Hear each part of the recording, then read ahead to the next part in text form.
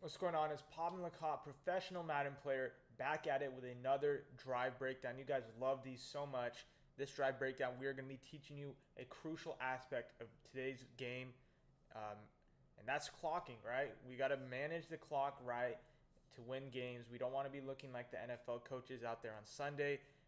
Clocking is one of the biggest, most important things in today's Madden game that really did not used to matter until like Madden 22 and onwards. So you got to be able to manage the clock before half, and then also like at the end of games. It's really where everyone, like the pros, can separate and differentiate each other if they are able to play the clock at a high level. So here we go. Um, let's get in the drive breakdown itself. And you can see we just got an onside kick, so we're actually pretty fortunate spot. And I'm right here. I'm like, all right, we're gonna have to clock this game out. We're gonna start with a rush, and we actually get a lot of yards. And honestly, that's not the worst thing. We are on 40-second play clock. You gotta know every minute detail, from the play clock to how many timeouts they have. It just all that matters at the end of the day. So right here, what we are gonna do is we're just gonna, we're not gonna run again. We don't want to get too predictable, right? We want to. The main premise of clocking is we want to get on like second and sixes, second and five, second and sevens are good.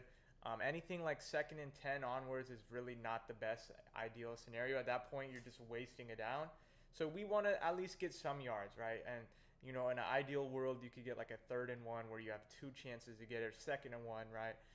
So we want to put we want like to just attack the underneath route, and this is where pros, like the really elite players in today's game, they're gonna sell out, right? They might do something like, blitz the whole crib, and then maybe just play the underneath routes right here. Playing the underneath routes. So we're gonna have to see what my opponent's gonna do, how he plays his timeouts, how he plays defense. He is in the 6-1 naturally aggressive defense already. So we're gonna have to just see how he's gonna want to play this, right? At this point in the game, I was dotting him up, converting with ease. But this is the hardest drive of every game, right? Players are gonna get more aggressive. In this combo, we're sending out five. It's a little risky combo versus 6-1, but we have like majority of these like what's it called? Small spaces of field to attack. We have options. See right here, one option we're gonna go with the running back streak. We actually, it's a nice combo with the flat route right here to pull this defender right here. And we're gonna have a tight end streak to kind of clear out the middle part of the field. We could see that Denzel Ward, his middle linebacker, is manned up. And then right here we have just a simple zig route, right, to attack the flat. If he goes hard flats, then we have a corner route going the top. And if he's in a stock cover four at this point, then I'll be able to tell. That's why I have like a flat and a streak right here, and then a tight end streak there as well. So see how it plays out. I feel like this is actually a pretty good play. You want to like call these type of plays in clocking scenarios. I could have possibly hit this corner out, but that would have been a lot of yards. So I'm really just eyeing down this zig route, and kind of a close call, but we do make the catch. And see right there, look at the stat line. Andrew Luck throwing dots all game long. And right here, we're in a spot to run the ball. Second and 5, we're trying to get to the 2-minute warning. That's what we do. We run the ball. We try to dive to get some few yards because, it's really tough to run the ball in this year's game. So, we try to dive, get a few extra yards, and we don't. So, second and 5 turned to third and 4. We definitely wasted it down. But, all I wanted to do was get to the 2-minute warning right there. And now we're going to be able to think and cook up a play versus 6-1 defense. See right here, he's shifting, he's trying to blitz, and we're going to go to something more spread out. This trips flex, really, really good versus 6-1. See right here, his cornerback is stuck in this position where, I could hit him with a go route if I wanted to. I could really flood this side of the field. This defender, he could get to this spot, but it's very tough for him to move now with the zones. So we have one route right here, and then we have two versus one defender, and then this is a 2, and this is a 3.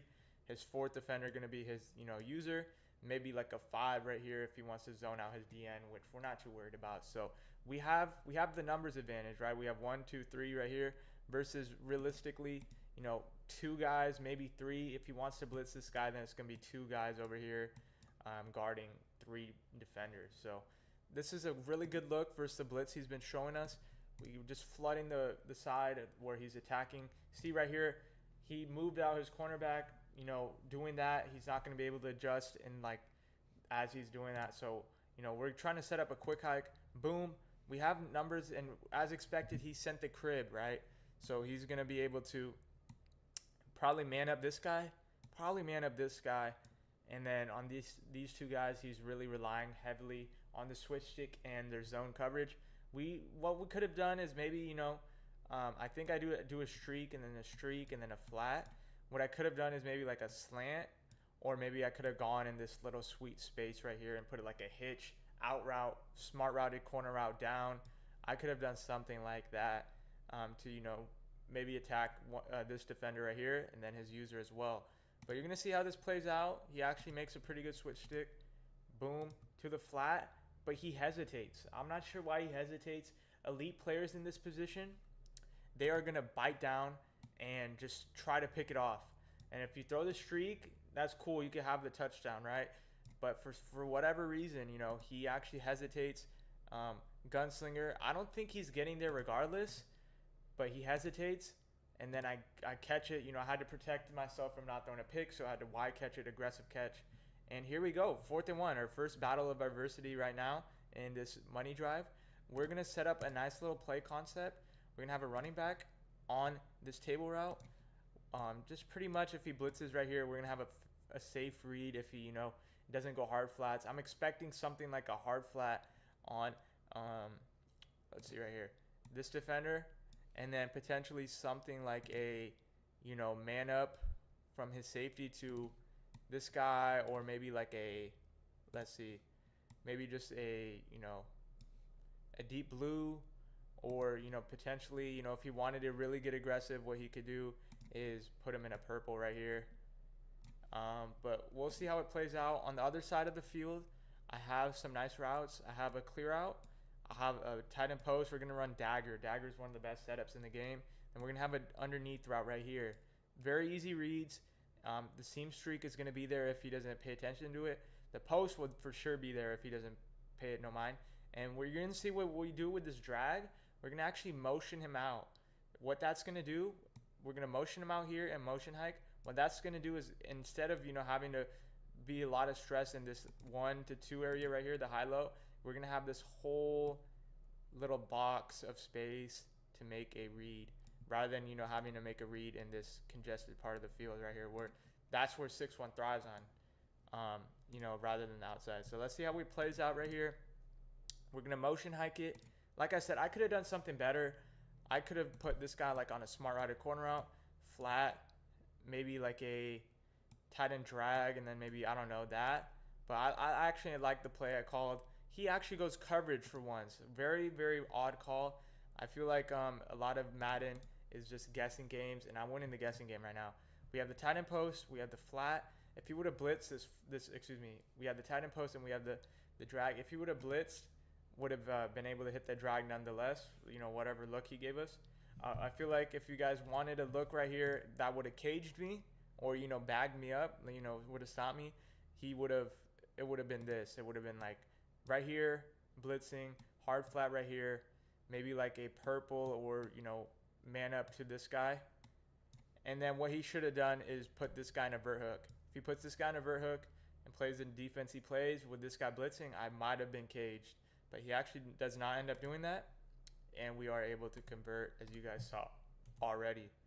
So we fall down, and right here, this is where I'm thinking, all right, is he going to use his timeout? What's he doing? Actually does not use his timeout, which I don't mind too much.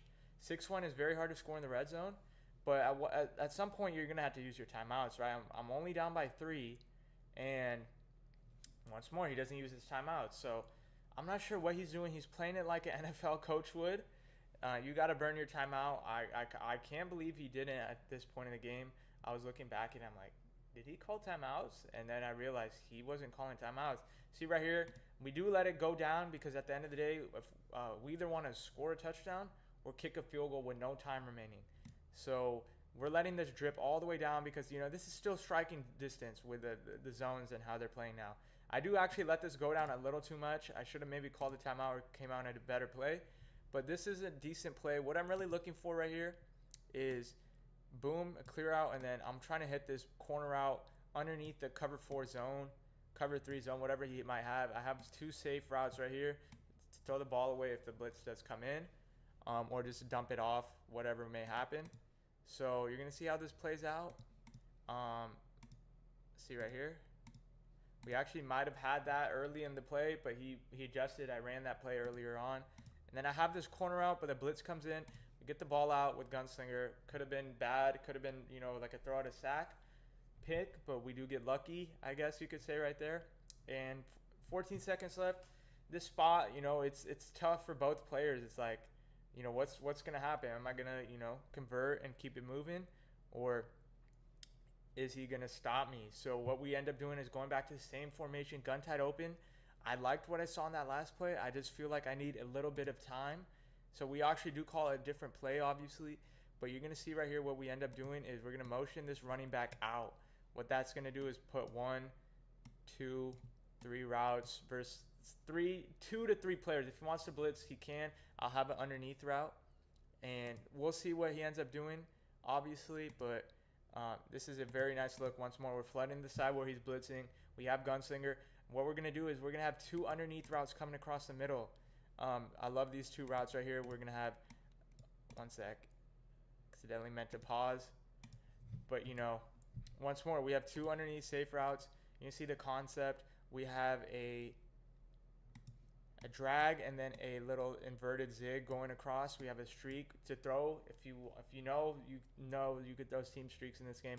We have a speed out, beautiful route. We're just going to read this defender right here. We're going to read what he does. If he plays it out, we're going to go to the corner route. If he switch sticks on, we're going to try to throw this streak. And if there's nothing open, we got a tight end drag, always a safe route, and inverted zig route coming across the middle. It's a great concept in my opinion. And we're reading this guy if he comes in. He doesn't. We do have some time. We have the out route open. Boom. We hit it. And we don't get out of bounds. We have to use our timeout. But 11 seconds. I love this scenario right here. 6-1. It's very hard to move on in the red zone. But he's been running it all game. So it's to our advantage. We know what he wants to do. He likes manning up, these outside linebackers. He likes blitzing. He likes sometimes zoning these dudes out. So that's really what 6-1 is. It's nothing too complicated. You just got to find a way to pick up the blitz and attack this blitzing side with Gunslinger. See right here, we do something weird and unique. We kind of motion over Pitts. What I want to do right here is I want this hitch to pull down any type of, cloud flat zone or, deep third. I want to throw this slant like right in this spot right here. And then I want this tight end post to I could have done double slants, but instead I'm going to put him on a post to like right here. If he runs a cover 2 or even a cover 4, I'm going to be able to split the safeties unless he mans up this guy obviously or mans this guy up. Then we have this running back out route, flat route. Nice little easy read. Just read the defense. That's all you have to do right here. We're going to see what happens. See, I smart route this post up once or twice. I really want to hit it right here if he does give it to us. And he actually blitzes. And he's caught up. Like there's a lot of congestion. He has one guy right here. He has potentially 2 defenders to guard. I just hit the quick flat. I would have had the tight end post open right in this middle space like I was predicting. And I would have had the slant open just depending on who he was going to guard. But he has to bite down and go guard the flat, and I'll take my 4 yards. Take your 4 yards there any day of the week. Now we're in a position we ideally have 1 to 2 plays if we really want to test our luck. We're not going to run the ball here. There's no reason to, unless like we were on this 1 to 2 yard line, we would run. But right here, what we're going to do is we're going to do a nice little concept. We are going to make sure we kind of, manipulate this defender right here. I was going to go corner out right here and high ball it in this back corner in the end zone. Is something I've been trying out. And then I was going to use this running back option route. He either sits right here or he runs, depending on what the coverage is. We have a dig return route, which is a zig route. We have a flat, and then we have a tight end, an in route. Pretty much, it's a nice concept. He's going to have to play amazing defense to stop this concept. Let's see how it plays out on this play. You're going to see, I'm expecting a blitz, right? So if he does blitz, I'm going to quick throw this up the seam. You got to really watch out for this user though, because he might meet us at the middle. And then this tight end corner, if he does play like a hard flat, then he's gonna just give up that tight end corner. We always gonna have our like middle of the read throw, and then this zig route has just been so money for so many years now. We know about that dig return route. See how it plays out. He switch sticks onto the wrong guy. Tight end was a very nice like what's it called, a decoy route. This is gonna be breaking open. This is gonna be breaking open. We have this breaking open. He plays really bad coverage. He relies on his blitz too much. It doesn't come in. We highball it, and that's gonna be game, guys. So master the clock management, and you will see you win much more games. In Madden 25, Madden 26, this is a technique that wins you games. It makes or breaks the best of players. If you're a top 1,000 player, you could easily become a top 100 player if you know and master the clock in Madden 25, Madden 26, whatever Madden it may be. We have courses now. We have courses out now on the Madden Academy. If you want to get better, go check it out now. But a true art and skill, clock management, it can really take you from top 1,000 player to top 100 player. Learn it, master it, figure it out.